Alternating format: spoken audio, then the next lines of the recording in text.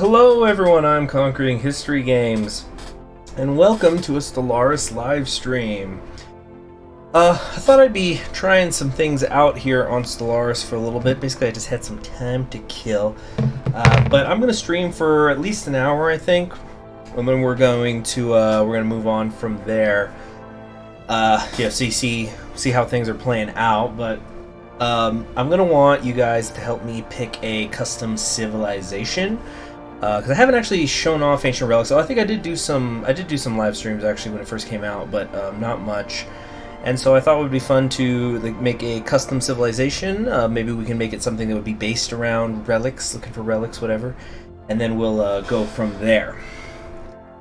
Can everybody hear me okay? Hold on, is it going through?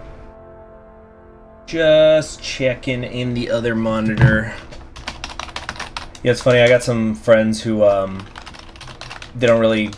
It's not that they don't use computers, but they'll just kind of like have a laptop from college or something like that.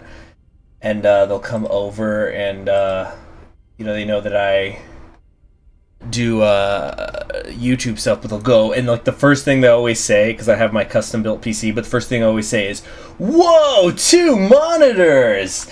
Whoa, this is the space station, huh?" And it's just like really funny how just having a second monitor, like don't worry about the all the work that went into the tower. It's about that second monitor. Just whoa, we got the Starship Enterprise over here.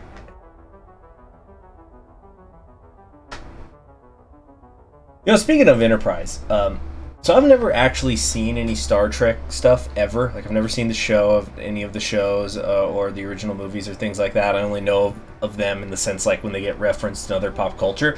The only Star Trek stuff I've ever seen has been, I saw the J.J. Abrams Star Trek when it came out. I think I was in high school and I went on a date with somebody and they wanted to check it out.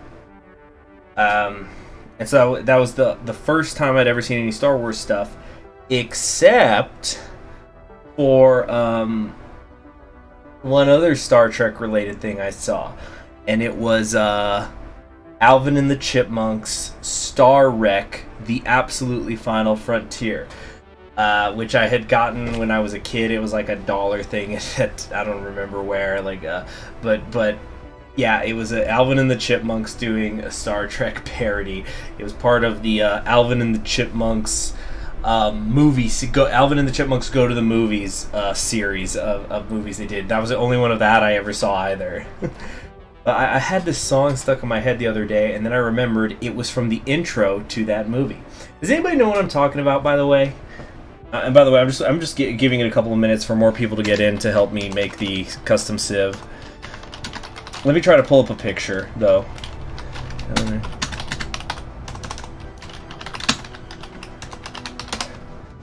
Okay, images. Try to find an image. Yeah, this is what I'm talking about. The Chipmunks Go to the Movies. Does anybody remember those? Like, then again, this was an old series even when I saw it when I was a kid. It was already, not old, that's too strong a word, but like, it had already been out. But I had the other day this like melody stuck in my head and I have no idea where it came from, and I remembered it was the Chipmunks Go to the Movies intro song, which is like, "Lights, camera, the special effects, chipmunks go to the movies," but high pitched because they're chipmunks. Alright. So, alright, we're gonna get started in a few minutes, so I guess everybody who's gonna be here is here. All right, first off, ancient relic thing. What kind of appearance do we want here? We have dozens and dozens of stuff to choose from. And friggin' wait, have they added a couple new things? It's been a little while since I'm glad they have so many avians now. I think they've basically filled everybody out really nicely. I think there used to be a couple of these that only had like 5 species.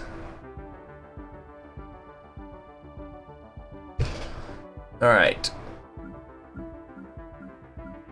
so first one to say, first one to pick like humanoid machine, whatever, muscleless, first one to type it, that's the one I'll pick. This is going to be a speed game. Humanoid, machine, mammalian, reptilian, avian, arthropod, musceloid, fungoid, planetoid, whatever's the first thing typed. Humanoid.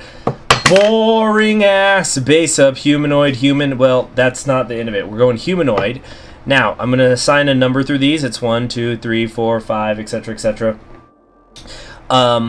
Pick a number, and the first number typed out is what it's going to be. So 1, 2, 3, 4, 5, 6, 7, 8, 9, 10, 11, 12, 13, 14, 15.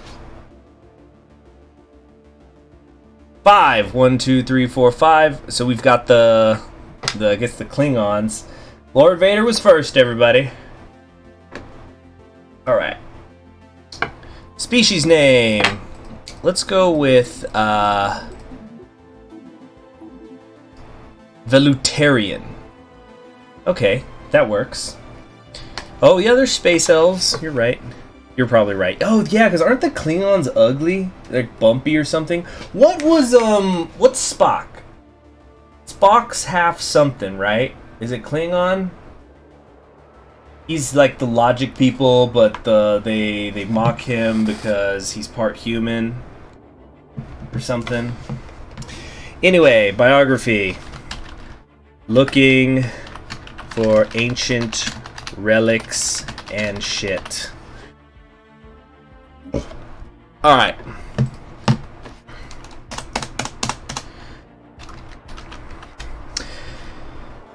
Alright, so we got 4, 8. Oh yeah, I forgot that I've actually been working not that much on it. I haven't done it since I first was starting, but I was actually making a custom name list. Where I was creating custom names for my Howard's custom civilization that I made, because the Howards are a sort of subspecies of human. Although subspecies is a little bit too strong a word, they are still humans. But basically, it's a subset of human that exists in Robert Heinlein's a lot of his books, like Time Enough for Love, Revolt in 2100. Methuselah's Children is where they're most prominently featured.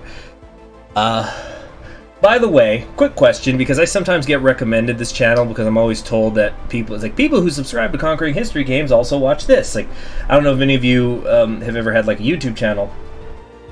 And Vulcan, that was it. Thank you, BSD. Thank you. I was wrong. Yeah, Klingons are like they're like lumpy. They got lumpy skin or something, and they're warriors. And they got their own language.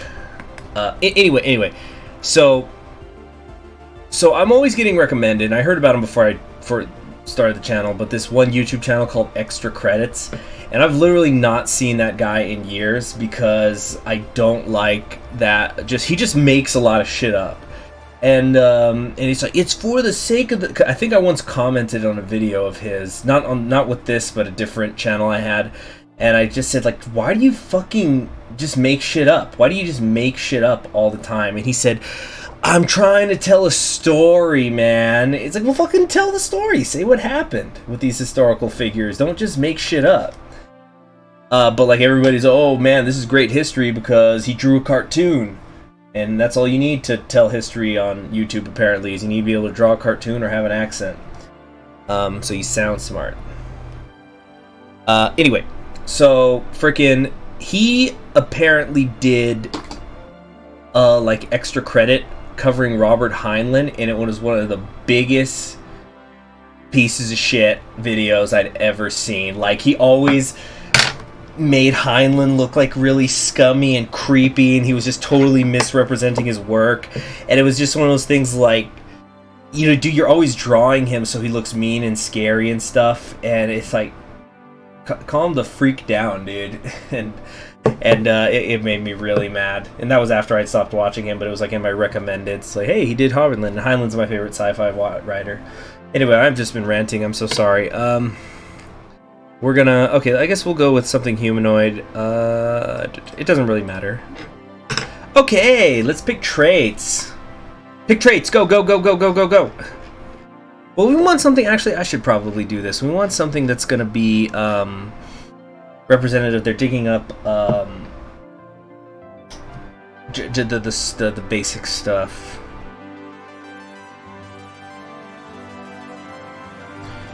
they're very strong. Okay, they don't look very strong. Very strong. I'm seeing that. I'm seeing decadent. That's it. I'm at negative points, so we can get some stuff that cancels each other out. Let's see. What's something that if they're interested in ancient relics, would that be like natural sociologists, right? Yeah, I think that would work. But we got to get some trait point back now. So how about their resilient? Okay, so I need a -2. I don't think there's any or +2, I should say. Are there any +2s? Okay, so they could be like repugnant. I think repugnant is the only one though that's like that. Or not adaptive, or breeders. Yeah, I'm actually wrong. There's plenty of these. Remember, I can only get one pick left, so like I can't do this. This is not a legal one. Repugnant? Repugnant it is. Ooh, you got pointy ears, but also they do kind of have that little bit of an Uncali Valley face going on. Alright. So they are very strong, decadent. Hold on, let's take this out. There we go. I just like to have it be clean, positives on top, bads on the bottom. So we're gonna go. So they're very strong national sociologists who are resilient, but repugnant and decadent. So other people think they're gross. Other species think they're gross, but they just like to do something else. Okay, interesting. All right, homeworld name, Velutaria Prime. I think that works with the name they've got. All right, 1, 2, 3, 4, 5, 6, 7, 8, 9. First number picks the planet. Go. Go, go, go, go, go, go, go, go, go, go, go, go, go. You know, I've never seen an oversimplified base up 12. Just because I don't like. I know that I can tell from the thumbnails and the titles that they say they're a history channel, but they're calling themselves oversimplified, so I don't like that. Unless it's a comedy channel, I think that could work. Like, oversimplified history could be funny.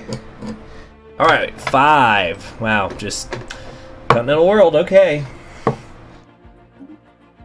Sure glad we have this game where we can play dozens and dozens of different species, and we picked something that's practically human and basically lives on Earth. Very exciting, guys.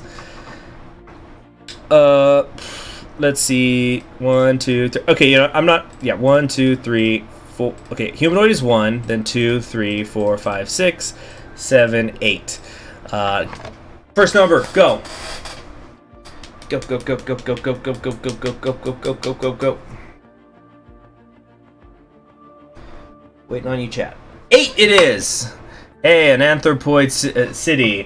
Feeling daring today, aren't we? I'm trying. Wait, what's that line?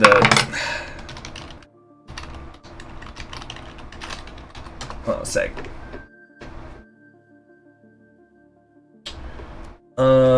Wait a second.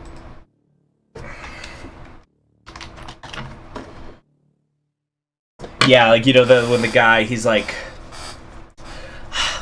okay, so the transcript, you know, welcome to the Krusty Krab. My name is Squidward. May I take your order? Oh, I'll have a, no, maybe, no, I'll have, no, or maybe. Are you planning on ordering today, sir? I'll have a Krabby Patty. How original. And with extra onions. Daring today, aren't we? Yeah. What Krabby Patty coming up? Alright. So we want mining guilds. They're looking for the relics. We definitely want that. What's our ethics and authority? Just start shouting it out. I'll see what I can do from there.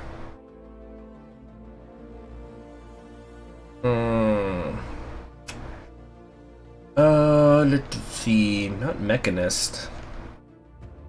Okay, everybody just do one thing at a time. I'm not going to make somebody's custom civilization. It's a group effort. So, Blood Riders, start over. Start over! One thing at a time. Start with an ethic. I'm not... One thing at a time. Okay, Blood Rider did it right. Materialist. Oh, hold on. Wait, where did... Yeah, here we go. Materialist? Then Fanatic Xenophone. Alright, ethics points are gone. What's next for Authority? Slash corporate, you know. I wonder if they're ever going to come up with 3 more things to fill us out. Then again, that might be kind of forcing it. It might... Okay, Democratic. Okay, we're Democratic, so then we can't get a lot of things down here. So I think I'll just pick these. We've got another civic thing we can pick. Wait a minute. You know what, Blood Rider, you've been getting too many. We're going to go dictatorship. Fanatic Xenophobe Materialist. That's a new one. Yeah, sorry, Blood Rider. I know that you're a big fan, but I want to kind of spread it around. Alright, civics. What would work with us? They could do Mechanist. That's kind of interesting. The Shadow Council.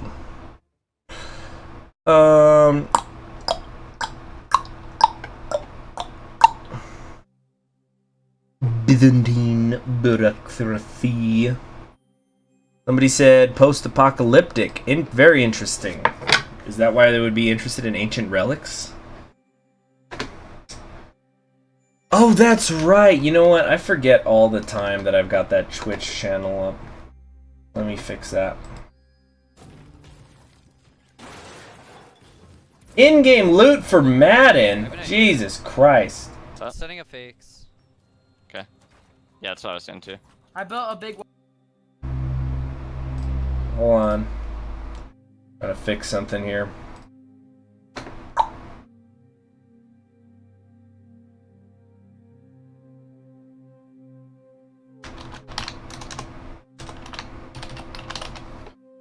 Go. Got it. There, now it should say Stellaris. Okay. So that's it. Post-apocalyptic mining guilds. This doesn't really matter. The Volutarian sovereignty. You know what? This is already taking quite a long time.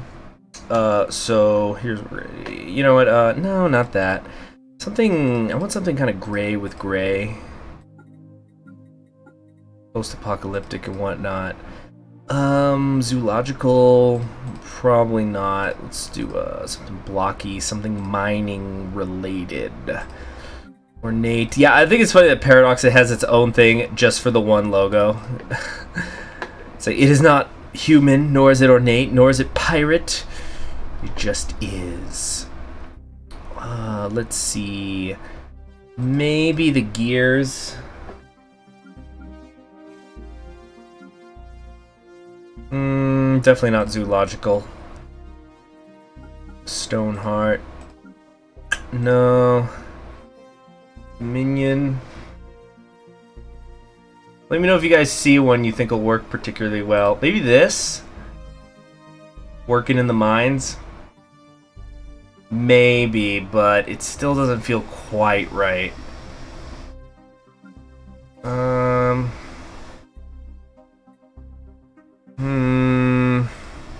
Maybe this.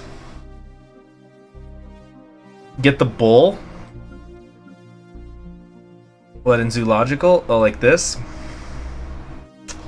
Oh, what? Maybe it matches her hair? We might just do that so we can move on.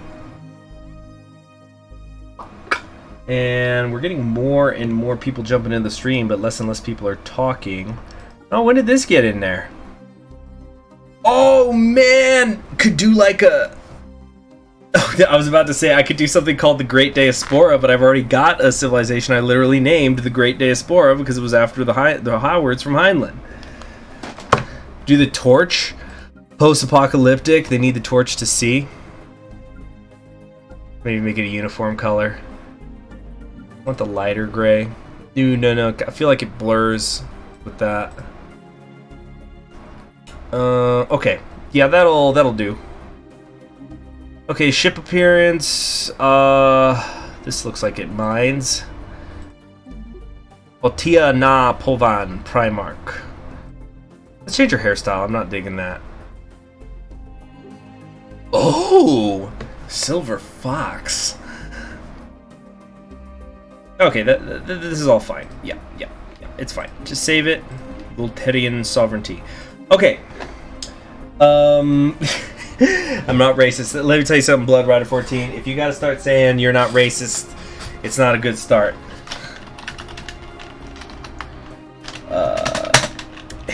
Hold on a second. So we're gonna do something different. I'm actually not gonna be directly playing this. I'm gonna be testing the different ones against each other.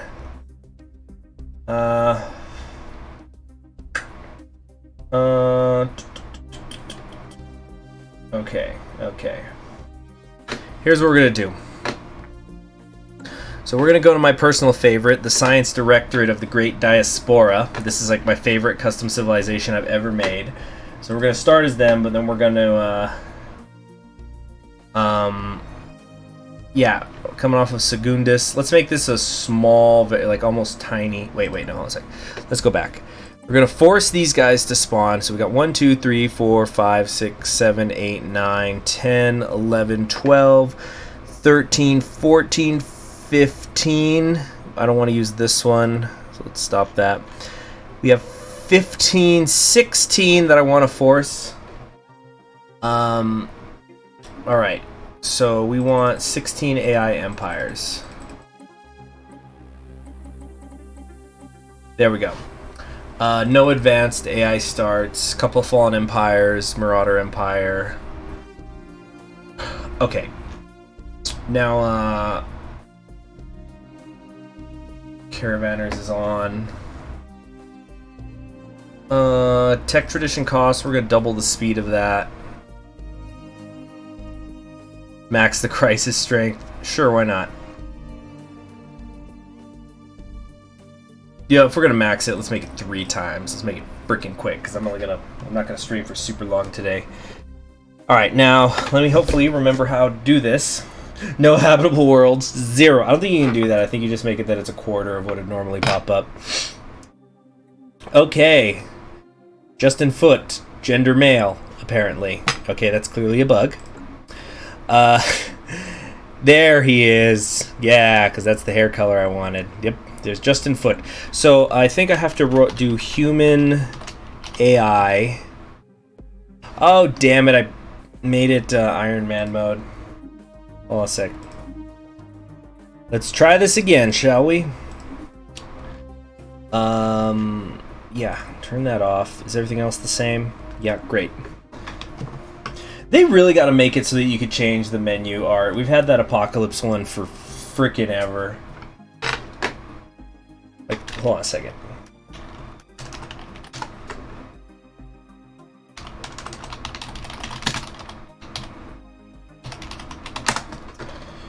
So, like, hold on a second.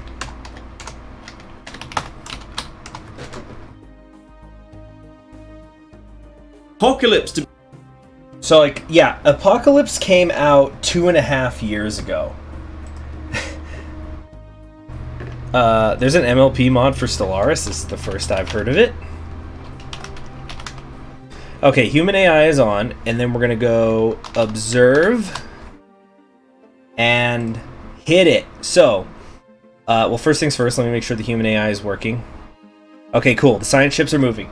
So, what we're going to do is we are going to observe the galaxy. Let's crank up the speed here and see how everybody does. So, I'll be taking questions and whatnot throughout this campaign. You know, asking if you guys want me to zoom in on particular people. So we've got Marauders, we've got Caravans, and we've got like Ancient Empires. So it looks like there's the NEX Continuum, the City Matus Vestige. These are raiders here, the Adnoran raiders. Oh, MLP, it's just like Portraits and MLP Nations, nothing to like Equestria War. Alright, so we've got tons of these. Every single AI in here should be one that I custom made. Yeah, I don't know about taking bets, but I sure will take predictions. So here's what I think I'll do: is let's run through everybody. I'm going to run through their names first, and if you want me to elaborate on any of them, I will. I can't take bets, but I can take donations in the YouTube chat or Patreon. Anyway, so we have here. Wait, what is this? I think it spawned an AI. I didn't. Okay, I must have miscounted because it looks like there's an AI here that I did not create. Okay, but the ones I want to win, we have the Great Diaspora over here. Great Diaspora. There is the Jokeren Religious Front. These two inhabited the same universe, so that's kind of interesting seeing them this close to one another.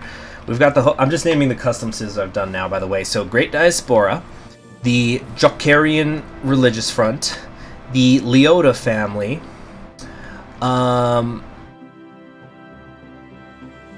the Bugs, that was me, the Fungus Cooperative. We've also got the Chevril Technocracy as well as the Geomant Ascendancy. I love that these two are near each other because I made up a lore where these two, basically there was like a time-space continuum thing, and the Ascendancy is a post-apocalyptic version of the Chevalier Technocracy, and they've like blasted through wormholes and stuff. Things got really weird. Actually, technically the Geomancy, if I'm remembering the lore that I wrote correctly, the Chevalier Technocracy shot people through wormholes, and the Geomant Ascendancy ended up somewhere else in the galaxy, but also in the past. And so they're now a post-apocalyptic version of this civilization because they blew up their world. We've got the Terran Federation, aka Starship Troopers universe. There's the Velutarian Sovereignty, which we just made. The Curators, a very cool, I think very cool machine empire that I made. The Mushnik and Sunflower Shop, the Finnu Commonwealth. Yet again another one that I did not make this. All right, then I feel like we're missing people. The Outer Gods, the Disney Worlds, which Blood Rider is betting on. Or no, excuse me, Base Up 12 is betting on. Looks like the Holy Insurance Clergy has already got a couple things going on.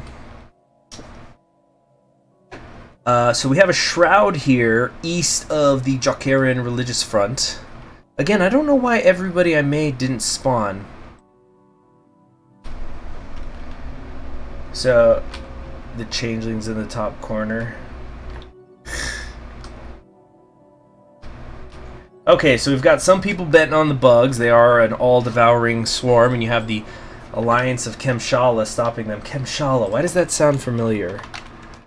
Oh, yeah, because that was another, Kemsala. That's another custom civilization I met, I think. Yeah, I think this is the one based on... Wait. Are these guys parrots? No leader assigned. It's got some smart-ass AI over here. Yep. Kemsala. This is based on the world government of One Piece. So anyway, we've got people rooting for the Bugs. We got some people rooting for the Terran Federation down here, and we got some people thinking the Disney worlds are going to succeed. Does anybody have questions about what any of these particular civilizations do, like how I built them and stuff? Please let me know. So, we're seeing the Sovereignty, Mushnik and Sun, Terran Federation. A lot of the nations are already on their second world. They're like they've entered into the region. Even the Great Diaspora, that's good. Outer Gods, but who's gonna get the third one? And where are we gonna see the first contacts being made? Should be interesting to see how it plays out. Okay, so the Disney one we've got over here. So their portrait is actually Wait, where is it? Walt 2, Walt 3, Walt 4. Where's the home planet? Here we go, small world. Yeah. So this is them. You don't okay, hey, do what you gotta do, Lord Vader. See ya. You know what might be easier? Let me do something here. Oops, hold on a sec.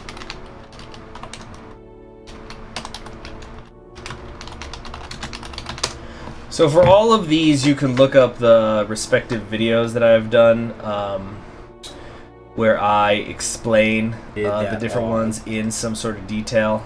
One sec. Let me try. I'm trying to pull up a better portrait than this, though. Come on now, come on. No. Hold on a sec. Okay, let's zoom out, by the way. See how everyone's doing. Anybody making contact yet? I think these two, the bugs are coming for their first victim kind of soon, I think. But this is the Disney worlds. So basically Disney takes over the whole world, renames it Small World, has himself, the CEO, in a fit of insanity, had himself genetically altered into the Beast, like from Beauty and the Beast, as part of a marketing tie-in for the release of the IMAX virtual reality 3D holographic remake of Beauty and the Beast. And then after movie and merch sales top $1 trillion, the Disney basically realizes, oh, we need to go into space to get more money. Because we've completely, like, we have the whole planet now. We need more, though.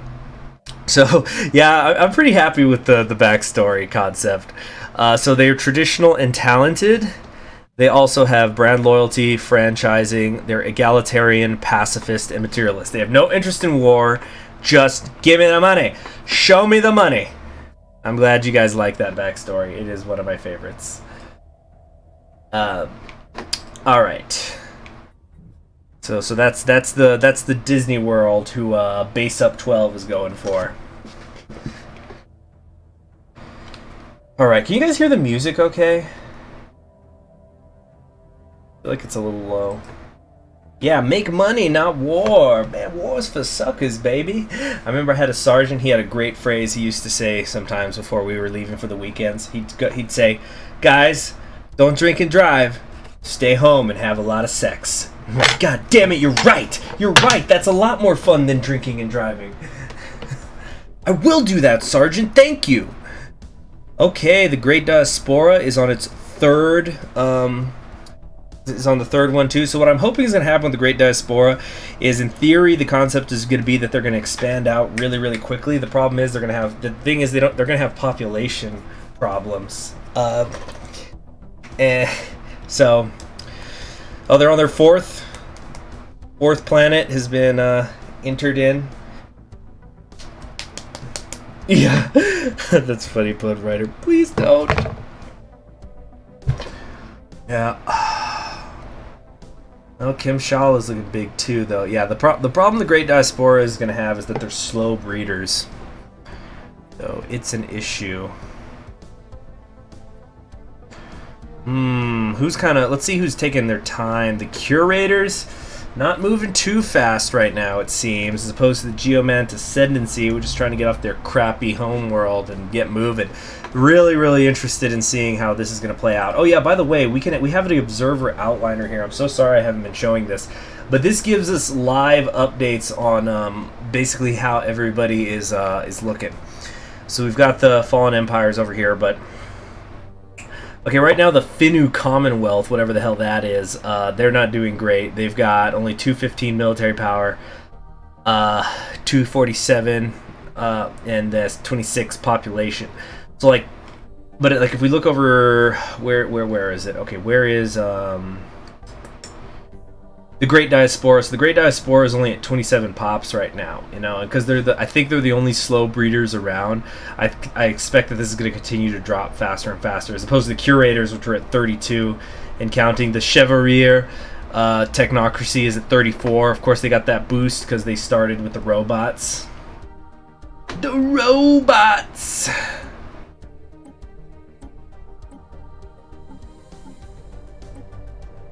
What?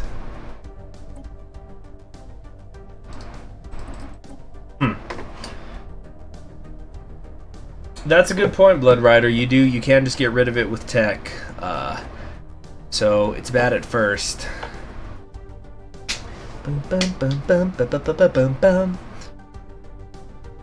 So, what other nations does anybody want to know about? Here we go. The bugs, I'm sure, are gonna be attacking Kemshala soon. Well, that's why it's getting stuffy in here. The fan's not on. Alright. I have this fan in my office I always keep on. Like, I'm gonna even keep it on during the summer because it kind of gets stuffy in my office because I close everything. Because, like, I don't want any noise to come through. So, Corto Maltese wants to know about the bugs and the curators. So does Fluffy Cloud. Okay, so we'll start with the bugs. Give me a second.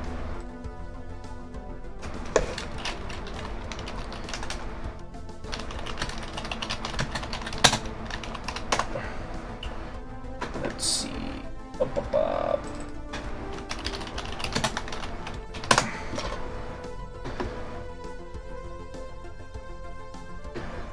Okay. Just a second. Just a second here. Alright.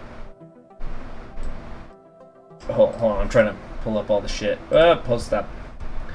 Okay, so the bugs are basically, by the way, just ignore any videos you see in my recommendeds, because I do so much, because I do so much, you know, when I tag things, I'll tag political ideologies, like for Hearts of Iron 4 and stuff, so I'll put social liberal, social conservative, fascist, communist, socialist, etc., etc. So YouTube doesn't know what the hell I believe in when it comes to, you know, putting political recommendations. So, like, I'll get Ben Shapiro compilations, but I'll say, like, you know, Trump's impeachment is just around the corner, and I'll get stuff about, I'll get Antifa stuff, I'll get white supremacist stuff, I get all sorts of things in my recommendeds, so just don't even pay attention to them. Alright. So the bugs, these are basically based on the bugs from Starship Troopers, who call themselves the Arachnids. So, you know, there it is. They are arachnids. They're a devouring swarm of pooled knowledge, because you got the brain bugs. Gestalt consciousness, hive mind, of course. They're hive-minded, rapid breeders who are extremely adaptive. And they're repugnant and weak, and I don't remember what was the last thing I gave them, but that basically gives you the gist of it.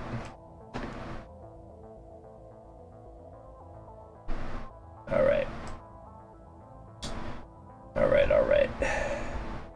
So that is them. Let's check back in on how everybody's doing. So right now, it looks like the curators are just building on their lead. They've got quite a bit of pops. It looks like they have the third most pops right now. Of course, the bugs have the most at the moment. Great Diaspora, though, is in third place, which is cool. Yeah, basically, Corto, I've destroyed YouTube's algorithm. I will get recommended the weirdest stuff sometimes, and it doesn't make any sense. Then also, when you're a creator on YouTube, you also get recommendations based on, I was talking about this earlier, you'll get recommendations based on what your subscribers watch. So, like, let's say I have a subscriber that they listen to a lot of a certain kind of music on YouTube or something. Or like a group of subscribers who do that, YouTube will start telling me, hey, do you want to listen to this music? Because your subscribers listen to it. And then you also got to remember, like, every time I start uploading Equestria War stuff, I start getting MLP recommendations also. Whenever there's Moirike, I'm getting anime stuff. And it's just So YouTube doesn't know what the fuck is going on with me. It's just the algorithm is completely confused. Okay, so we had somebody wanting to know about the bugs, and the next was the curators. Okay, so the curators, who are currently winning, that's pretty cool. So they're over here. And let's see here. Corto Maltese, are you worried about the things that you've been looking up on YouTube? And then I'm gonna pop it up, and then it's gonna say Corto Maltese watches videos like these. I went, 10 hours of listening to lowly breathing. Really specific. So the curators was an idea that I'd had. Hold on a second. Wait a minute. So the concept I had behind the curators was that they're basically there was like a space civilization that the idea was going to be that they wanted to create a grand museum of the entire universe. And so they made these what do they call it? Hold on a second. Wait a minute. This, yeah, you really have to go watch the video for me to like get the full product, so to speak, for the curators. Well, I'm trying to find the screenshot for when I had all their shit picked. No. Starrix. But the idea is that like the machines never stopped in their mission, so they're just trying to catalog all of the life in the universe and stuff, and like they were resilient because they were built to deal with different environments all over the universe. So like they can go into volcanoes, they can hold on a second. Yeah, no. What the heck? Were they intelligent? I know they were natural engineers and intelligent, but driven assimilators. I'm trying to... Here we go, yeah. So like, yeah, they're driven assimilators with unitary cohesion. They're also natural engineers and intelligent and stuff, and so they're just trying to assimilate everything, you know. Let's see here. Have I ever heard of Star Sector? I don't think so. What is that?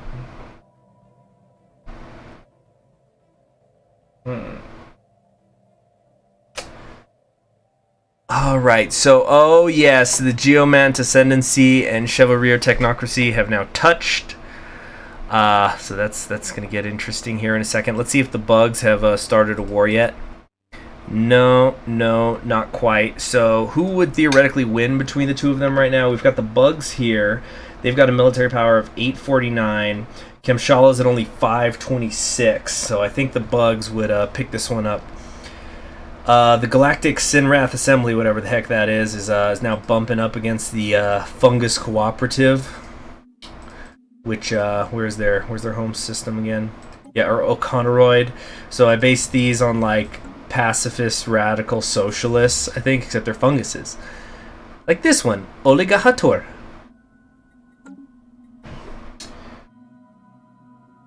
Okay, so you want me to do some of the robot ones? Alright, let me make sure that there's not anyone else I need.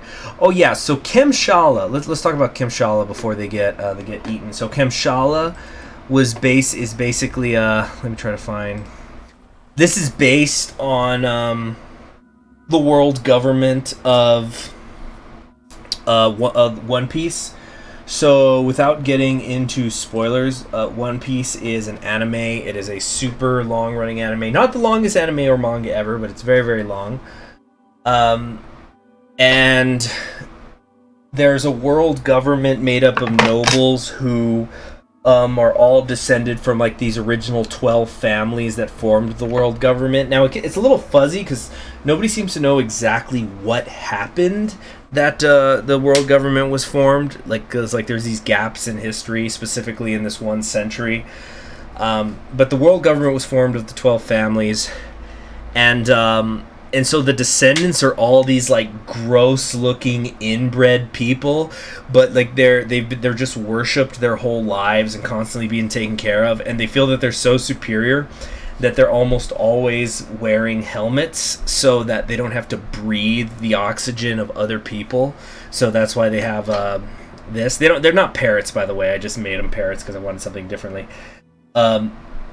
And but there's like they're also run by a shadow council because, and again, this isn't spoiling anything that's super important because like people still don't know exactly the ins and outs of this, but there's like these 5 people who run the military of the world government, and they're the ones who actually run the country, while the rich people just stand around being rich all day long, basically. So there's a shadow council that actually rules the world, not really the nobles.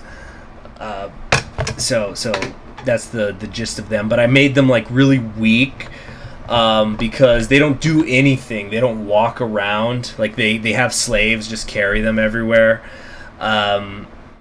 They're did I make them slow breeders? Yeah, so they got that going on for them. I'm trying to remember the positive traits I gave them. I don't know. But yeah, that's basically Kemshala. But like, they're about to get killed by the bugs right now. So, and we have the Great Diaspora and the Jokarian Religious Front touching. They're touching each other over there. But somebody wanted to. Yeah, I already did the curators. I don't think I made any other robots. Did I? I don't think so. Yeah, like the Chevalier Technocracy has a lot of them. But man, the curators I think are looking good for the most part. Wow, Unera here looks like a good location. They got a unique research here.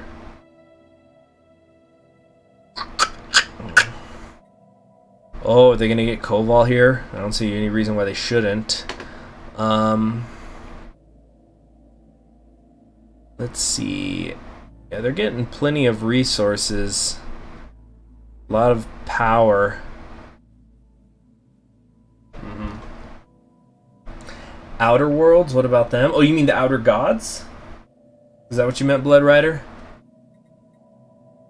They're kind of by themselves out here. It's going to be a little while before they contact anyone. Alright, the bugs. Wow, the bugs have got a great choke point here. I think Kemshala is definitely going down. Okay, so you meant Outer Gods. So the Outer Gods are basically based on the mythos of Cthulhu. Let me try to pull up exactly exactly what stats I gave them. So yeah, it's really technically the cult of Cthulhu. So it's here we go. We've got a no, not that. Wait a minute.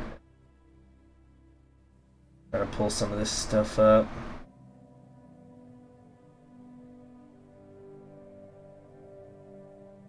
Okay, so what I did is oh shit. So for these, I made them venerable because they're elder gods. They are talented, but they're repugnant and quarrelsome, so they fight amongst each other and they're very gross to look at. But I also gave them a syncretic evolution, which is basically the cult that follows them.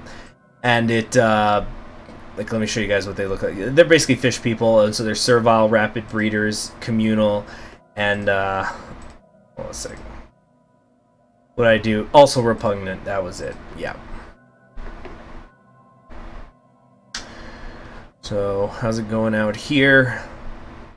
So yeah, then they're all by themselves out here.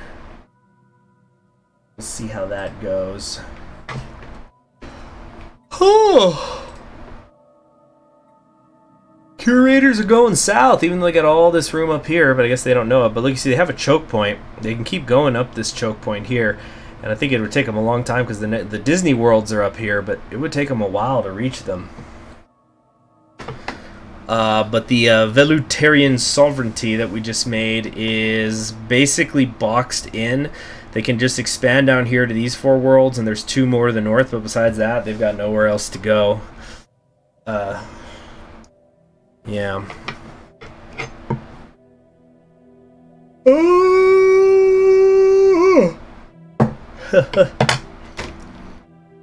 Yeah. Alright. So, okay, for a second I thought Kemshala was this huge area here, because I guess they're Oh, what? I think I accidentally gave them and the Jokeren Religious Front the same logos and colors. Or maybe just for one of them it's on the default and I just didn't get around to doing that. Core's Compass. Is this an envelope? The vestige of postal. Don't be sorry, Blood Rider. I'm happy to see people involved in a stream.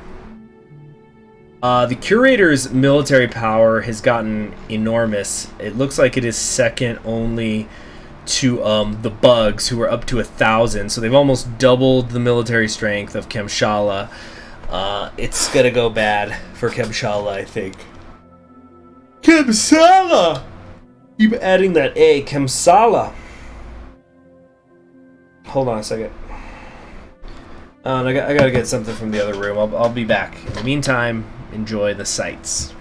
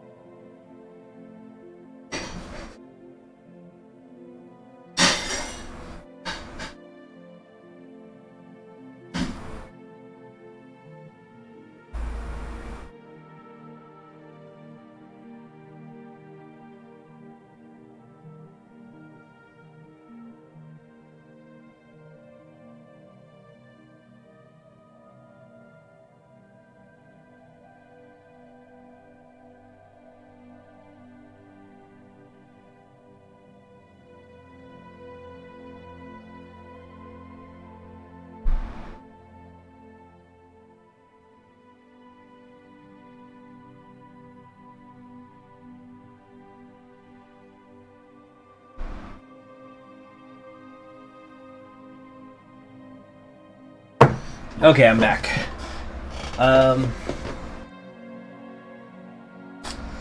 You should do a Civilization in Stellaris about Huey Long taking over the world. I'm trying to not add any more humans than I haven't already. Alright. So, I was, hold on a second. Somebody was wanting to know something. Right, the flower shop. So the flower shop, Mushnik and Son Flower Shop, is based on the Little Shop of Horrors series. You know, it's the play / movie. I guess it's more of a musical than a play, I should say. And they have a subservient species of humans, and basically this is a species that gets sent out to. There are plant species that goes to different worlds, and they just sucker the local species.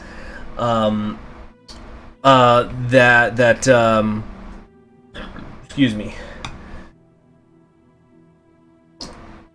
Makes me yeah, they sucker local species into feeding them stuff, and then they eventually take over the world.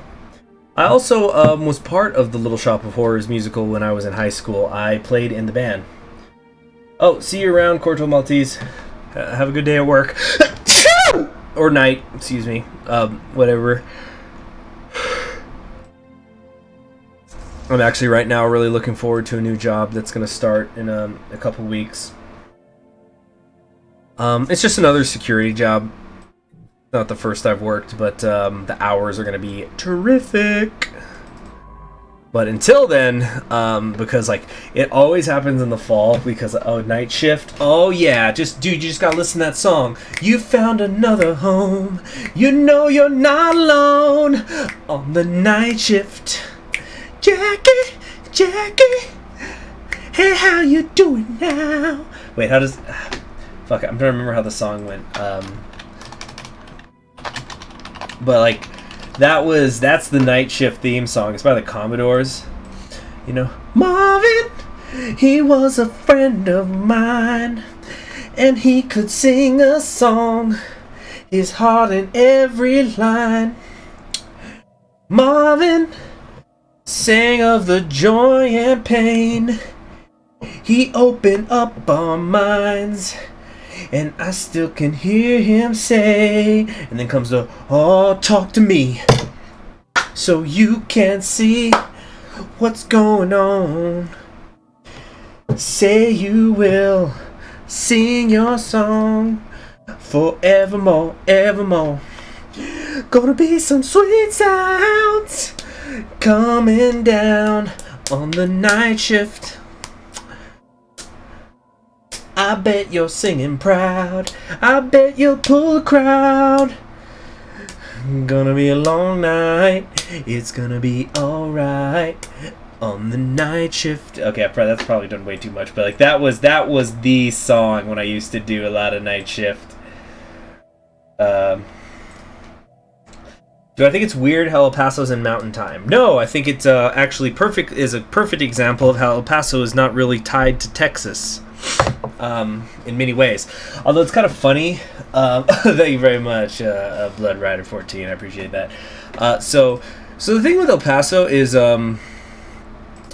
Texas is a very red state, and but El Paso, and again, I'm not talking about my personal beliefs, but El Paso is a very democratic city. Actually, for all we know, it's a fucking Republican city. Not saying fucking like fuck the Republicans. I'm saying fucking because like I'm frustrated thinking about this because I have no actual real clue what the hell El Paso leans, because that would imply that the people vote here. So I guess the Democrats usually win here. But for all we know, it's 95% Republicans and they just don't go to the polls because nobody friggin' votes in this town. It's fucking embarrassing. But like, so anyway, I minored in political science, and then like a lot of us, we used to say like, can you imagine if Texas was a competitive state? Like everybody would be staring at El Paso every election night, like, oh my God, what's gonna happen in El Paso? El Paso could decide the election, but it doesn't really matter, because it's always over by the time it gets to El Paso. And really, I think that El Paso just serves to annoy the crap out of like news anchors and stuff, because they can't call a winner in a state until the polls close. I actually don't know if it's illegal. I feel like they're not legally allowed to call a winner unless the polls have closed, because it could be seen as influencing directly like votes or something. But like, imagine if you're some news anchor and you got like a bunch of the state already reporting in, and it's gonna go for a certain candidate, but no, you've got to friggin' wait an hour because El Paso's polls haven't closed yet. That's probably really annoying. Not like Indiana. I bet they love Indiana.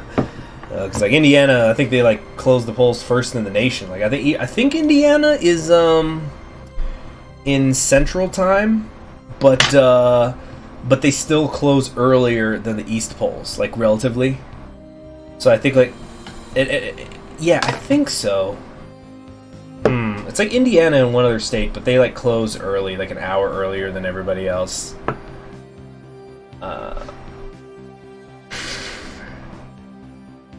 Indiana's in Eastern? Okay. No, and actually, I was sure that okay, so this is a 2016 election story. So the day of the 2016 election, I was in a training session for something, for this job. So like, I didn't get out. What time was it? I remember the sun was already down by the time I got out, and obviously I wasn't checking my phone or anything, so I wasn't following things as the polls closed. So the first thing I did when I got out is I actually, before I even checked the things, I called a friend of mine, because I thought that we were going to hang out together, and incidentally, wait a minute, am I reading this right? Wait a minute. Yep, the Leota family has taken the lead, followed by Disney World's. The curators have dropped into third place. Anyway, so the first thing I did when I oh my gosh, the technocracy is expanding quickly. Look, they're gonna have these 6 worlds right here are gonna all be theirs, and then they can come up here next to the NEX Continuum. Anyway, so I got out of the training session, and the first thing I do is I call my friend who I thought we were gonna, me, him, and some other people, we were gonna watch the election night coverage. And the first thing that I asked him when I got him on the phone is I said, how did Indiana go? Now here is the thing. there's a lot of people who I remember in the lead up to it were saying, well, we're not really going to know who's going to maybe win the election until at least the central time zones close. Because Indiana, we already know, is going to go Republican, and then another one was 2. But that's not true. There's ways that you can look, like if you know how to, I don't know, maybe it's because I studied political science, but it's like I'm not a fucking expert for it, I'm not a damn professor of it, so you'd think the people who are professionals would know this, but like, let me look up some, I'm going to actually look up Indiana's election data real quick. In 2012.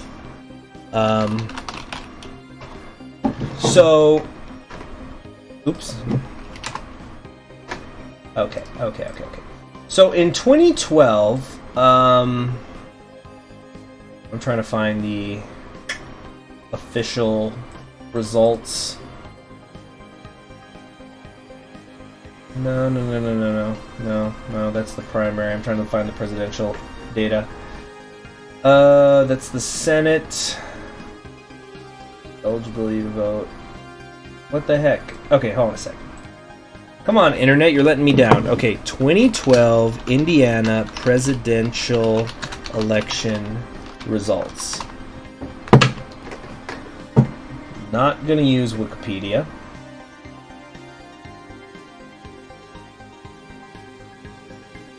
Okay.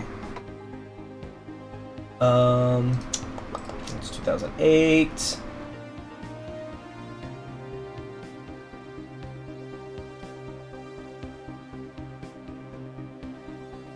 Okay, perfect. So, oh damn it, I'm gonna have to calculate the percentages. God damn it. Alright, here's what I'm gonna do. I'm gonna open up the Wikipedia entry, and if it's close, I'll use the percentages. I really don't like to use Wikipedia.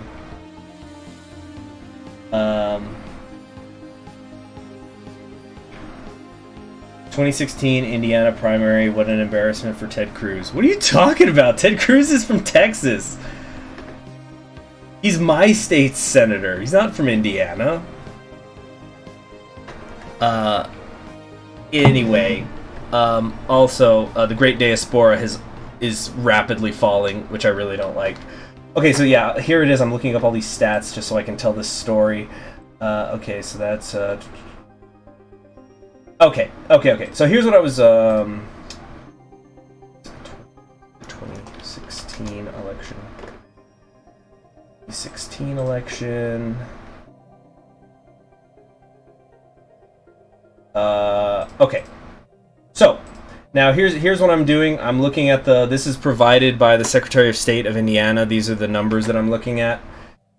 Okay, so, according to the Secretary of State of Indiana, in 2012, President Barack Obama received 1,152,887 votes.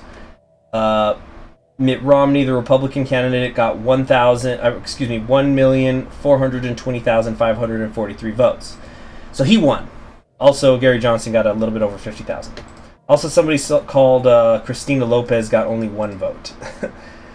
Anyway, so Mitt Romney won in 2012, and everybody knew because in like all the polling, even the polling that was wrong later, Trump was polling better than Mitt Romney was. So everybody knew that Indiana was gonna, in quotation marks, everybody knew Indiana was gonna go Republican. So the 2016 election, Donald Trump got 1,556,514 votes. Hillary Clinton got 1,035,956. Also, Gary Johnson went up to 130,529 votes. Wow, Hillary Clinton won 4 counties. I wonder which one they were. I'm looking like a county breakdown. So, on paper, the idea is... oh, you're talking about the presidential primary. I'm sorry, Blood Rider. That was my bad. So, on paper, you know, you might say, well, a Republican won both times. But you see, the reason why I called my friend and the first thing that I asked him is what's happening in Indiana, is because obviously Mitt Romney lost the 2012 campaign. So the only way that, in theory, Trump would have been able to win in 2016 is he has to outperform Mitt Romney. So if he's doing worse in states that Romney won, then he's probably not going to win. And if he's doing better, that increases his chance of winning. So the first thing I did is I said, so like, and then if we actually look at the percentages, so that in 2012, Mitt Romney had gotten 54. I'm rounding it to simplified numbers, but Romney got 54% of the vote, and President Obama had gotten 43%. So there was an 11-point spread, roughly. And then so then it closes. It didn't close. No, was Indiana closed? Yeah. But so then Trump ends up winning 56% of the vote compared to Hillary's 37 of the vote. So he's almost got a 20-point spread. And I remember my friend told me that, and it's, yeah, right. Hey, Pen Kitten, good to see you. And so it was one of those things, like my friend told me that, and I say, the polls have been wrong if he's performing that strongly. Like all those polls that were leading up to the election, because I think the only huge poll leading into the 2016 election that had Trump winning was the Los Angeles Times. And so I tell my friend, the polls are wrong, man. And that we're leading into it. Like if he's got 20% lead in Indiana, the polls have been wrong, and he's gonna have a very strong night. And my friend, like, he was just talking over me, and he goes, no, that's not so important. Oh, whatever, Indiana went Republican. Like, wow, news at 11. Here's other stuff that's going on, and he was telling me about other things. That how did I get on the topic? Yeah, Ben Kitten, you're right. Yep. Yeah, if I was a pollster the day after the 2016 presidential election, I'd have been hopping on to some sort of job website because I think I need to find a new one. Let's see here. Yeah, and I remember that that everybody was like reacting to the elections afterwards, and like I don't know, maybe it's like some mild form of autism, but there was actually a part of me that was going, why were the polls off by so much? And I started to look into that, because like you had two, and I'm not saying which group of people I was in, or I guess really I wasn't in either, because I was like I was thinking about the polls more than anything. But you had people who were celebrating or people who were sad, and then I'm looking into like, why are all the fucking polls wrong? And I think I remember reading somewhere that like one of the reasons the polls were so wrong is like in a lot of key battleground states was that they were only surveying, they weren't surveying just registered voters. They were only surveying homes that had like voted in the last 2 years or something, or I think maybe as far back as 2012. So you had a lot of people who came out to vote for Trump, and that was like one of the things that put him over the edge, because they were people who had just skipped the 2012 election. So that was one of the reasons the polls were wrong, and there were other things. But yeah, what a fucking embarrassing time to be a pollster, unless you were that Los Angeles Times one. Anyway, how did I originally get on all this? I don't remember, but the curators are at 1,000 military power. Let's see where the bugs are at. How are you doing, Pen Kitten, by the way? How have you been?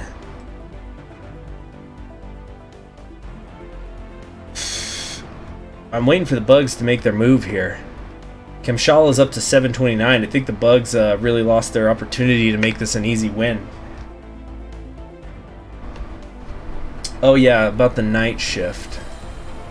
Yeah, you found another home. You know and unknown. Did Argentina have an election recently or something?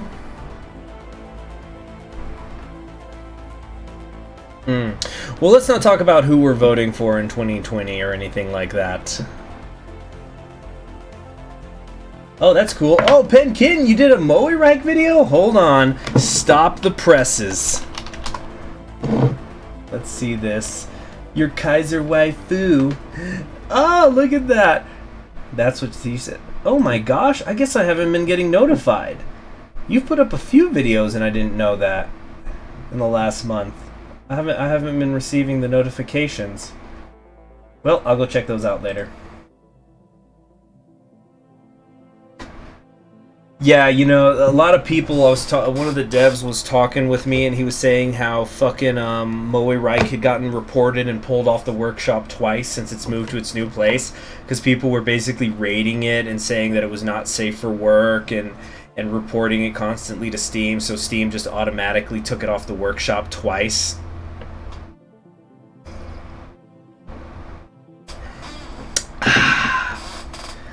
It's like, what the fuck is wrong with people? Oh, there's a mod that I don't like that doesn't affect my life in any way that I could just choose to not subscribe to. I better get it yanked off the internet. Bastards.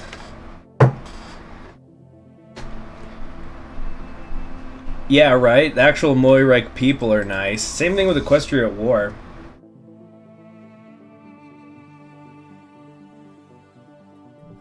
Alright. The Chevalier Technocracy has entered second place because it's gobbling up all these free things. The Geomant Ascendancy, interestingly enough, jumped ahead to the Siberian Maelstrom. I guess they wanted to get a hold of that black hole, but now they may be in danger of getting cut off. And are there 3 habitable worlds here? Really? Damn. The perks of post-apocalypse, of being post-apocalypse.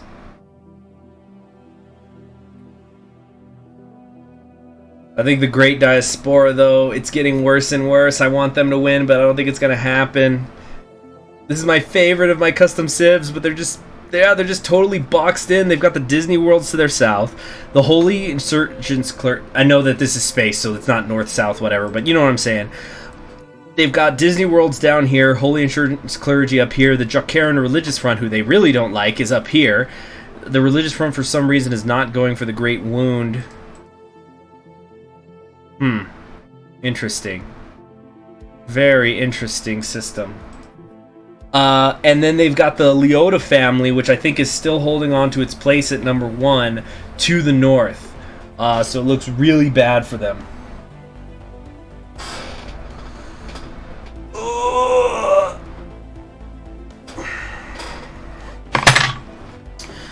Yeah, those 2020 elections. Without getting too directly into it, so I've got a lot of friends and a lot of them believe in different things, but I've got one who I think it's like he doesn't it's not that I don't want to say that he doesn't believe in political ideologies, but it's more that I think he just loves politics and he treats it like a sport. No, there's no space dwarves that have been generated. He treats it like a sport, and I remember last December, or was it January? Yeah, early January, we were, me and a bunch of friends, we were all getting together, and we were having a good time one night, and he just kept wanting to talk about politics, and it's like, dude, the primaries were like, not the primaries, the midterms were like 8 weeks ago, man. We've got almost 2 years until election day. I don't want to talk politics. But he kept pushing and pushing it, and I tell him, okay, dude, here's the deal, because you always want to talk about it. I'll talk about politics with you all night, but that's it. I'm shutting you off for 6 months because it is too fucking early for this shit. And and so we were talking about it all night, and then recently, like, me and some other friends were all talking, and he has already now completely burnt himself out on like the Democratic candidate coverage and everything. And it's like, yeah, dude, and you got 15 months to go until the election. It's like, cause you just, it's like you're saturating yourself in the coverage deliberately. It's already been 4 debates. Crazy. It's way too much. It's just permanent election season in this country. Midterms happen, take 2 months off, right back into it. The new Commonwealth. This country being the United States. Let's see here. What have we got? Class K star. Do they not have a habitable world here? No orders. They got some science ships just sitting around. Keeps you with a bit of spice. Yeah, but politics isn't a freaking sport to me.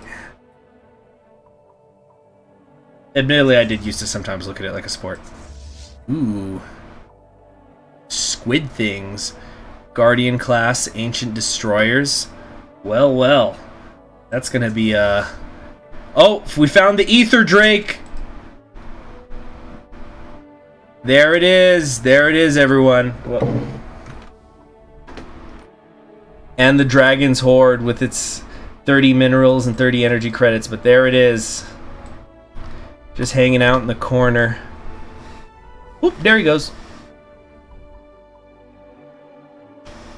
Hey, cool, Bluesman. Very cool.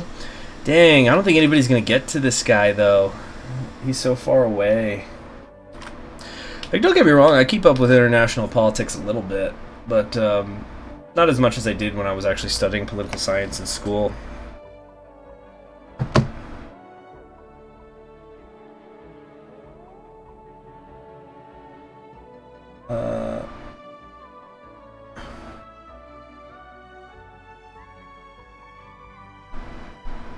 Ow. Sorry, got a bruise. Freaking AOL Vestige here. You know, how are these fallen empires looking? Yeah, they're still, you know, I always got to remember I can't let the sizes fool me. Their military power is always insane. So this doesn't bode well for the Fungus Cooperative.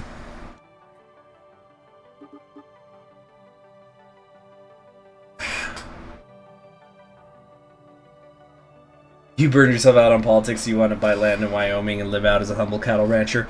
Ah, what I like to call the Teddy Roosevelt method.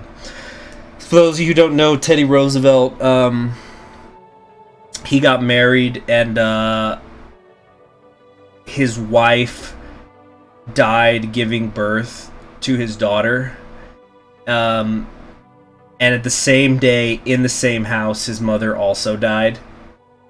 So you could just imagine how devastating that was, to like just hit with these back-to-back things in the same day. And he wrote in his diary, if I remember correctly, on the actual day. It was also Valentine's Day. So yeah, so on Valentine's Day, his mother died, and his wife died giving birth to their daughter. And so he just wrote in his diary an X. He just drew a black X over the day, and then I think the next day he just wrote, "The light has gone out of my life." And so he goes into this depression, which is something he kind of struggled with at various points in his life. Wait a minute, whoa. Wait a minute. Ah, well. There's a political union that has been formed. The auspicious compact between Disney Worlds and Holy Insurance Clergy. Anyway, so that's what he did. He went out to Montana and became cattle guy.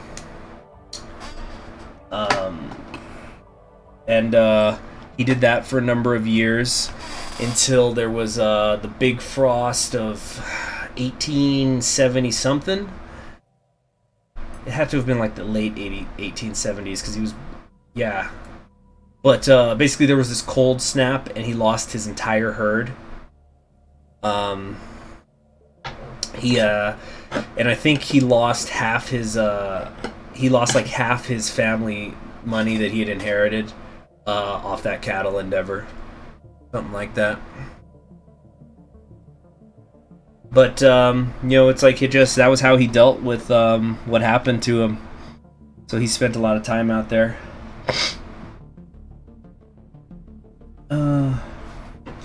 Oh yeah, Florida humidity. No thank you. See, I love El Paso's weather. The desert stuff, I am definitely a desert creature. Give me that. Because it's a dry heat.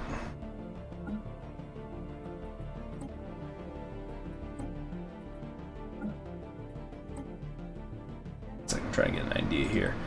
Unions map mode, there's the hyperlanes.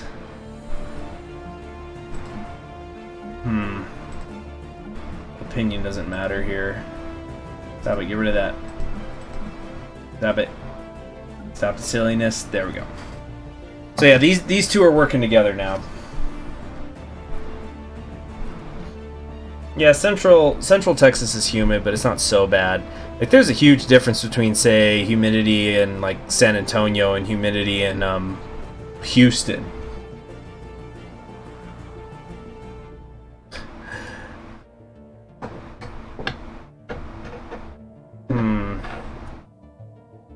The thing is, El Paso hasn't been that hot this summer. This was like the coldest summer I could remember. It was constantly cloudy, a lot of rain, and now we're in August, which is the wettest month of the year for El Paso. So the rains have begun. This is basically when we get the rain for the year, and that's already begun. And I was realizing, oh, so we just didn't have a summer. We had a mild spring or something. I could probably count on one hand how many times it hit triple-digit heat, which I don't like. I want it to be hot in the summer.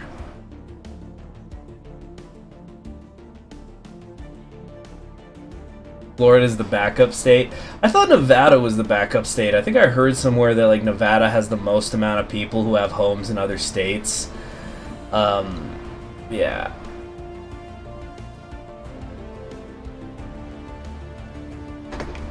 So it's because like I think I've heard that somewhere where like some people have said that it's like a factor in elections because you'll have people who live in Nevada and they also live somewhere else, and then like it slants demographics or something. Florida is the retirement state. Yep, that's what I've always heard. I would say New Mexico also is. I see a lot of people retired to New Mexico.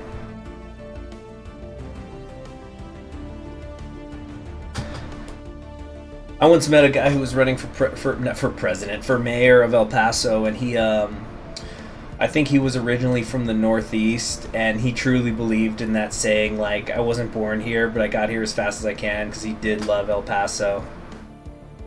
Plus, El Paso is a military town, so you have a lot of people who, like, they get stationed here in Fort Bliss, and then, they end up loving the place, and the car commercial guy, no, different guy. Although I've met him too, yeah. Now, that guy actually was mayor. The one I'm talking about is just somebody who was running for mayor. Okay, Nightmare Manic, we're just going to go ahead and put you in timeout.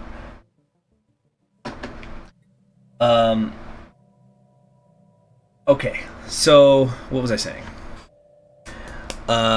Yeah, so it's a military town, so you have a lot of people who get deployed here, and then they finish their term of service, and they also want to, and so they just want to live here. That's basically what happened to my dad. My dad's not from El Paso, but he ended up stationed here when he was in the Army, and, wait, did he meet my mom here, or did he, oh my gosh, I'm trying to remember where my dad met my mother. Like I was there. Or was it, did he meet her? Wow, I'm actually forgetting that. But yeah, the point is, like, so my dad was one of those guys. So freaking yeah, El Paso is also the subject of the Marty Robbins song Felina, which had a big resurgence several years ago when it was the name of a Breaking Bad episode. So what's kind of funny is there was a guy who I roomed with when I was doing AIT up in Oklahoma, because it's the home of the field artillery, and I was in the artillery. So what are the bugs doing? Look, Kamshala has like, they've gotten all these planets. They got this whole corridor. Come on, somebody throw a pie, fight, something. So anyway, he was one of my roommates at AIT. He was a big Marty Robbins fan. And at one point he says to me, like, he goes, "Hey, wait," because he was like listening to some music. This is not basic training, by the way. So like that's why he had access to music. But he says, "Hey, Conquering History Games. Aren't you from El Paso?"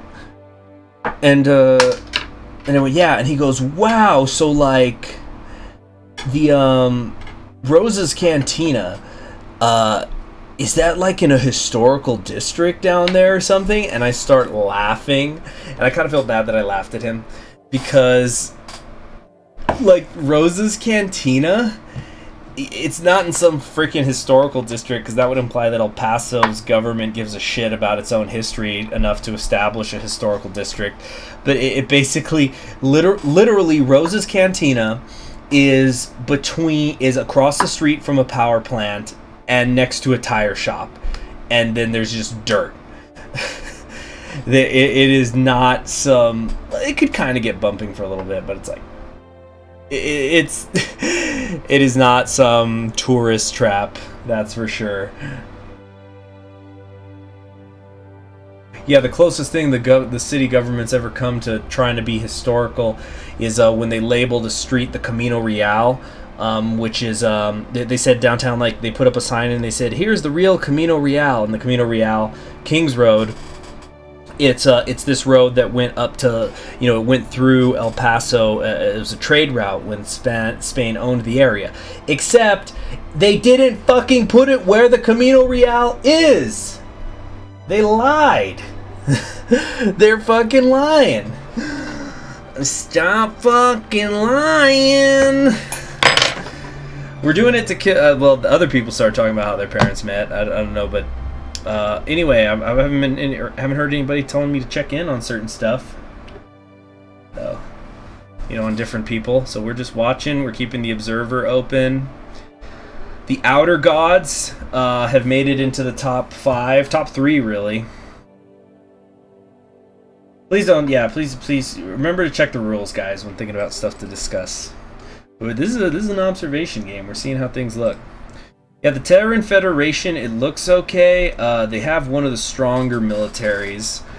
They might have the strongest in their area of the galaxy. Because they're at 890. The Sovereignty, that one that we made earlier, they're at 928, so never mind, actually. What's interesting is up here in the north, they're about to come into contact with the Geomance Ascendancy, which did manage to connect up here successfully. They did get to the Maelstrom. The Holy Insurance Clergy. Ah, okay. So let me pull that one up.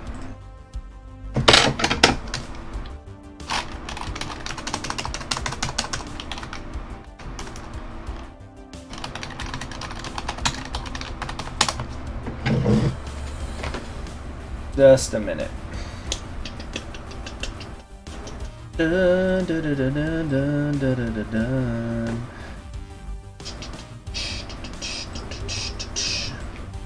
So this is the Holy Insurance Clergy, which is basically Geico in space. They're religious, intelligent Geico who want to improve the quality of life of those around them. I basically implied that they heard broadcasts of the Geico commercials in space, and then it inspired them. And they create a religion around the Geico Gecko. You could save 15% or more by switching your insurance to Geico. So they want to improve the quality of life of those around him. And then they say, while his body never died, his voice would change over time. And that's because that Geico Gecko's been around for so long that his voice actor has changed, because they get older. The heads of the Holy Insurance Clergy say that the holiest Gekotas upon death ascend and become the new voice of God. The Gekotan society became communal through the Gecko's teachings. But it was not only the worldly needs of the Gekotas that were served, but also their spiritual needs. The work of the Holy Insurance Clergy has led to a Gekotan golden age, trebucheting them into the space age. With their large eyes now turned to the stars, the HIC now wishes to spread their message to the entire galaxy.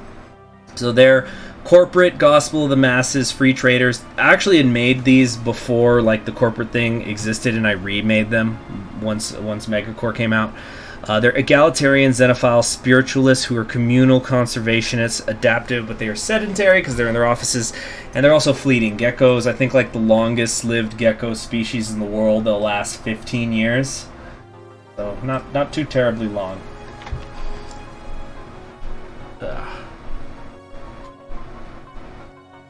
Well, yeah, I know Geico's only been around for that long, but they've changed the voice actor. What's the next Kaiserite campaign going to be? I'm working on one now.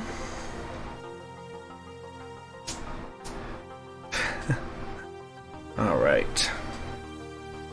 Oh, how long have I been streaming? Oh geez, it's been an hour and a half. I think I'm gonna be stopping it here soon, guys. Yeah. I don't want to just like leave you guys high and dry, so just 10 more minutes at most. I worship blue. Please purge me, Geico Space Marines. It's like we can kill. It's like you can commit 15% or more suicide by fighting the Geicos. Call and find out, or whatever. Does anybody remember? Now here's something. Because when I was younger, my family, we only had the basic channels, so we would get like Fox, PBS, CBS, etc. And so I didn't watch, there were like some cable shows I never really knew about or watched. But I also sometimes remember shows that nobody friggin' remembers. Total War, I'm going to try to get that up in the next week. It's because I'm trying to get some things together and they're eating up my daytime hours. Freaking what was I gonna say? So does anybody remember the Geico Caveman show? Cause there was like those Geico commercials where they go, "It's so easy, a caveman could do it," and they gave them a show. It was like a sitcom. There was 3 cavemen just living in a house, and of course there's like the smart one, the stupid one, and the whatever one. It's just. That show dropped so fast. Like that, it did not last long at all. You thought that was a fever dream? No, that happened. That happened. Oh, let me try to find it. It was called, Cavemen. It was called Cavemen. It ran for like 6 weeks, and only had 13 episodes.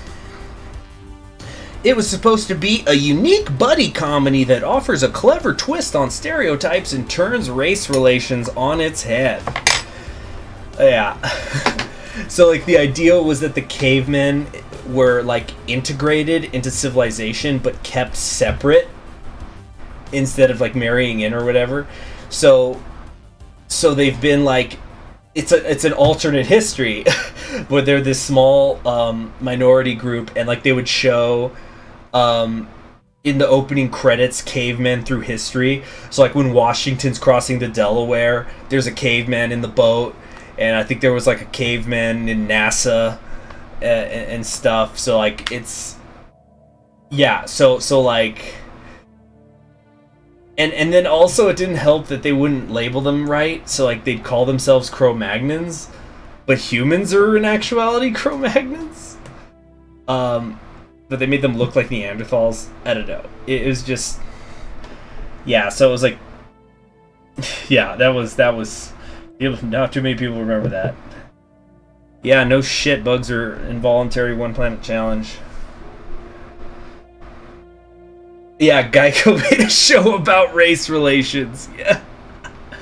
I don't know if they made... I don't think they made the show, but they probably got a cut of the money or something. Yeah, that was something. Like here, let me try to find... Okay, like let me read you. And you know the thing was, it was 13 episodes. They didn't air them all. They just pulled the show. They're just like, this sucks. We're not doing it. Yeah, so like let me read you some of these synopsises. The Shaver. Joel... Okay, oh yeah, so the names of the cavemen are... Joel, and it was Joel, Andy, and Nick. You know, let me try to find a picture for you guys. Because it was real. I'm not insane. This was the show. It's like these are images from the show. Right there. Right there. Okay, that one sucks. Hold on a sec. You know, here it is. There, stuff like that. So like let me read you some of the concepts of this show, like the episode concepts.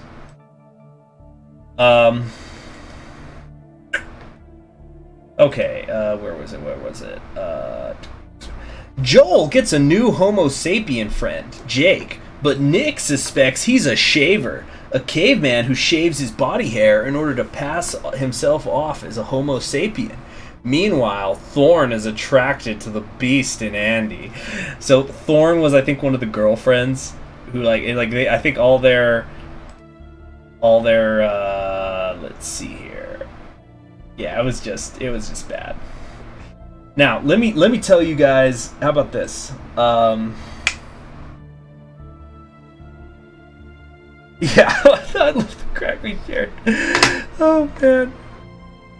So, whoops. Now, here's a good show. I thought it was a good show, mostly. It had some flaws, but I can't believe it got canceled. Does anybody remember the show New Amsterdam? I'm not talking about there's like a fucking hospital show nowadays that's called New Amsterdam, but I'm talking about one earlier. It had Nicholas Klauster, what's his name? I'm gonna find the original show. It was made in 2008. It had Nicholas Coster-Waldau. He's the one who plays Jaime on Game of Thrones and a lot of other things. Does anybody remember that show? Yeah, New Amsterdam is in New York. That was the point. That's why it was called New Amsterdam, because the main character, John Amsterdam, although that was like his current name, he was a Dutch colonist. Like, he was born in 1607, and he was in New Amsterdam. I think like his family had like gone to New Amsterdam when he was a teenager, and so there was like a fight where like the Dutch were attacking some Native Americans, and like one of the other guys, one of the other colonists, was gonna kill a Native American girl, and so he jumps in front to stop her, and so then the girl gives him does some like shaman shit, some sort of magic spell, and makes him immortal. Does anybody know what I'm talking about, or am I just sounding like a lunatic?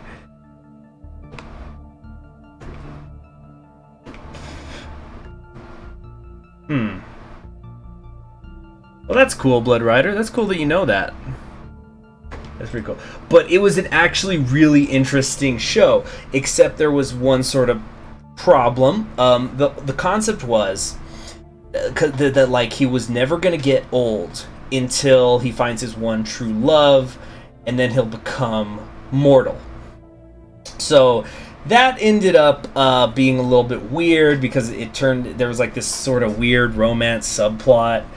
But like the cool part of the show was that because he was like 400 plus years old, a little bit over 400 years old, and this is a show that only ran for 6 weeks, so I there's like only 8 episodes. So the concept was that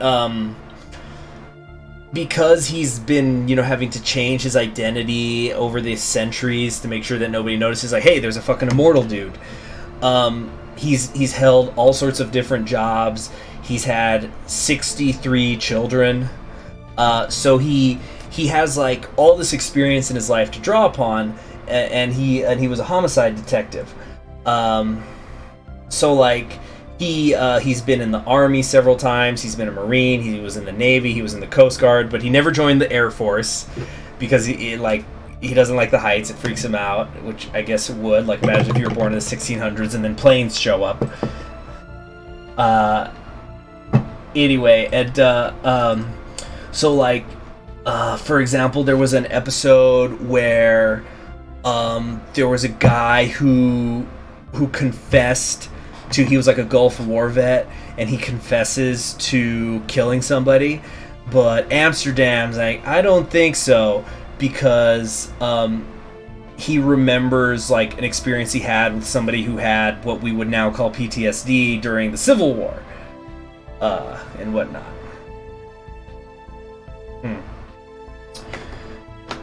Let's see here.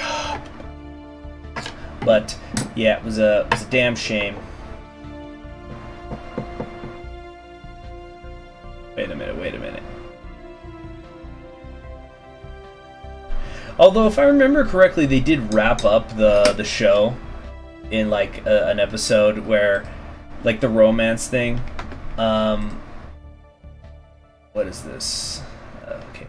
Yeah, they did end up kind of wrapping up the show because because I didn't like there was this subplot where he was trying to go out with this one doctor and get romantic with her, and then like he thought that it was going to be his true love, and it just really dragged the show down. But I think what ended up happening was like in the next to last episode, they slept together, but then in the last episode he did something happen that should have killed him and it didn't, and he got pissed and he goes, "Oh, she's not my true love," and they break up. And I thought, okay, cool, so now the show can stand on its own 2 feet. And then it got canceled. Too bad. Too bad. So sad. Yeah, it was a really cool concept for a show. I guess it would have been like, yeah, it was like Sherlock Holmes-esque, except instead of like just being like insanely smart, like he deducts things using his life experiences. And he was a developed character too, because he was like an alcoholic, and he like once drank himself to death. And like whenever he dies, in quotation marks, he just like kind of will wake up later. It's like he just had a nap. So like he had been, but he still went to AA meetings. But it would be kind of awkward because he's like, I've been sober for 5,000 days or whatever, and they're like, you're not that fucking old. Got a show that canceled after 2 episodes. Here's another one. There was a show. Fuck, I'm trying to remember it. Wait a minute. Cartoon. I need a catchphrase. But it had a bunch of people from Saturday Night Live, which incidentally, I do not like Saturday Night Live. I have not in a long time. It just sucks. Hold on a second. Who's the guy? Oh, hold on. I'm working the other monitor now, trying to remember what this was called. It had Kenan Thompson in it. Give me a minute.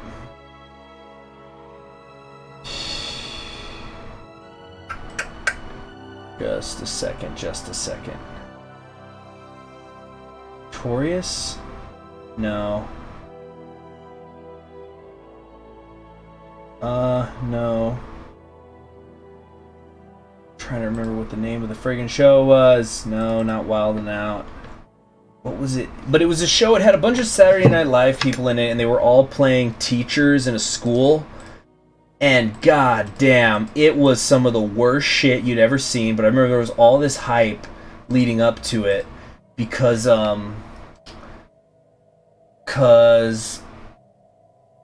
let's see, Will Arnett. Yeah, okay, yeah, it was called Sit Down, Shut Up. It only got 13 episodes, and then it got canceled, but there was so much hype going into it because it was this big deal that that Fox had pre-ordered 100 episodes already, and it was just this garbage show, and it had like, who was in it? Like Will Arnett was in it, although I like Will Arnett, he does do some good work.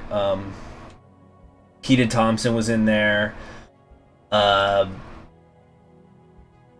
yeah, what a steaming pile of shit that was. Anyway, it's been more than the 10 minutes I said. I was hoping we'd see a war or something. We clearly have not yet. The Disney World / Holy Insurance Clergy are getting friggin' huge, and they managed to block the Outer Gods from fighting the Curators here. Blackadder? I've only seen Season 4 in its entirety. Anyway, so we're going to... And Season 4 is great. It's an absolute classic. But anyway, I'm going to stop it right here. Thank you all for joining me. I'm Conquering History Games, and you all be sure to have yourselves a wonderful day. Goodbye.